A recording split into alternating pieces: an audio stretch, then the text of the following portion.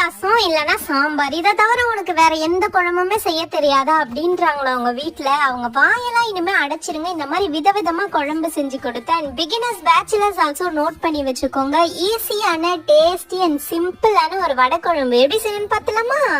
அதுக்கு ஒரு கடாயில எண்ணெய் சேர்த்துட்டு 1/4 ஸ்பூன் கடுகு, 1/4 ஸ்பூன் வெந்தயம், 20 சின்ன வெங்காயம், கொஞ்சமா கறிவேப்பிலை, ஒரு பச்சை மிளகாய் சேர்த்துட்டு 10 பல் பூண்டு சேர்த்துட்டு நல்லா வதக்கி விட்டுருங்க. இப்ப வெங்காயம் வதங்கிட்ட பிறகு ஒரு மீடியம் சைஸ் தக்காளி சேர்த்துக்கோங்க. இப்ப தேவையான அளவு உப்பு சேர்த்துட்டு 1/4 ஸ்பூன் மஞ்சத்தூள், 1/2 ஸ்பூன் தனி மிளகாய் தூள், 1 ஸ்பூன் தனியாத்தூள், 1 டேபிள் ஸ்பூன் குழம்பு மிளகாய் தூள் சேர்த்துட்டு நல்லா வதக்கி விட்டுருங்க. இது கூட 2 டேபிள் ஸ்பூன் புளி கரைச்ச தண்ணி சேர்த்துக்கோங்க. அதுக்குள்ள ஒரு பேஸ்ட் அரைச்சுல இதுக்கு 1/4 கப் தேங்காய், 1/2 ஸ்பூன் சோம்பு சேர்த்துட்டு நல்லா அரைச்சிட்டு அந்த இது கூட சேர்த்துட்டு தேவையான அளவுக்கு தண்ணி சேர்த்து நல்லா கொதிக்க விட்டுருங்க.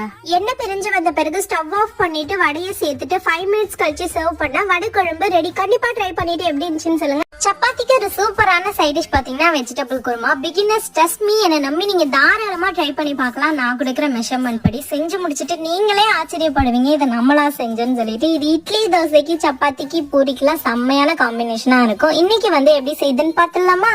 அதுக்கு ஒரு குக்கர்ல எண்ணெய் சேர்த்துட்டு பட்டை வகைகள் சேர்த்துக்கோங்க. இப்போ ஒரு மீடியம் சைஸ் வெங்காயம் எடுத்து கட் பண்ணி சேர்த்துக்கோங்க. 3 பச்சை மிளகாய் சேர்த்துட்டு வதக்கி விட்டுருங்க. இப்ப 1/2 ஸ்பூன் இஞ்சி பூண்டு சேர்த்துட்டு அதே எண்ணெயில வதக்கி விட்டுருங்க. கூடவே ஒரு மீடியம் சைஸ் தக்காளி சேர்த்துக்கோங்க.